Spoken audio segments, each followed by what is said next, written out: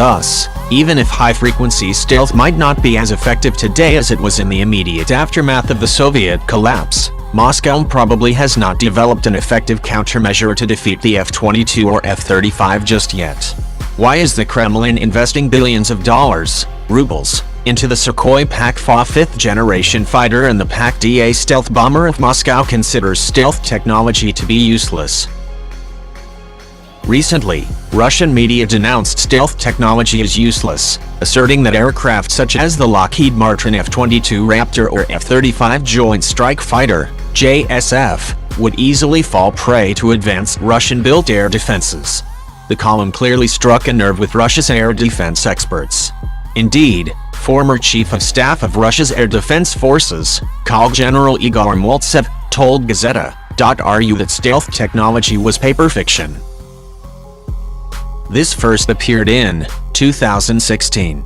Nonetheless, the Russians continue to spend billions of dollars developing stealth technology for the Pak-4, Pak-DA and the Kh-101 and Kh-102 cruise missiles, the latter of which is crucial for securing Moscow's strategic nuclear deterrence. But if stealth technology were paper fiction, why would Moscow pour billions down the drain for no good reason?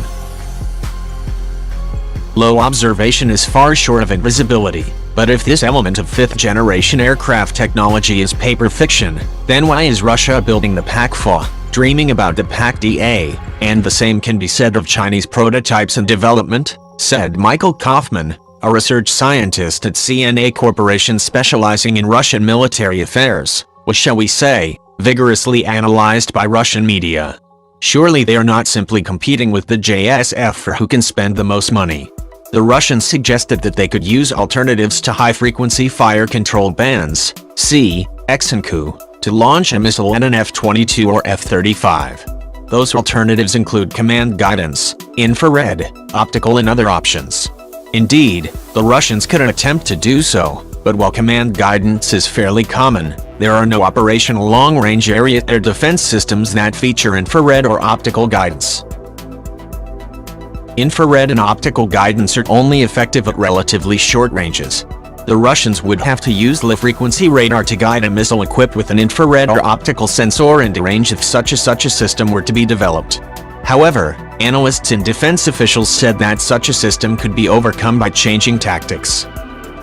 Indeed, in the national interest in aviation week and space technology, there are some Western experts such as Carl Michael Pietrucha who have theorized potential ways to engage stealth aircraft using VHF and UHF-based radars.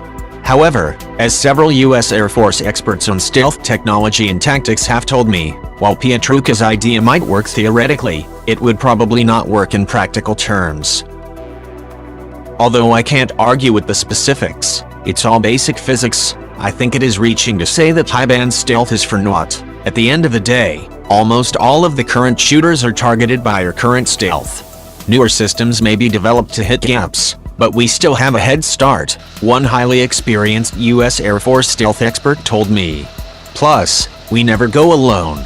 EW, electronic warfare, is another game, and there are systems tailored there as well. As for active missiles, good luck fitting a VHF antenna in a missile body. Thus, even if high-frequency stealth might not be as effective today as it was in the immediate aftermath of the Soviet collapse, Moscow probably has not developed an effective countermeasure to defeat the F-22 or F-35 just yet.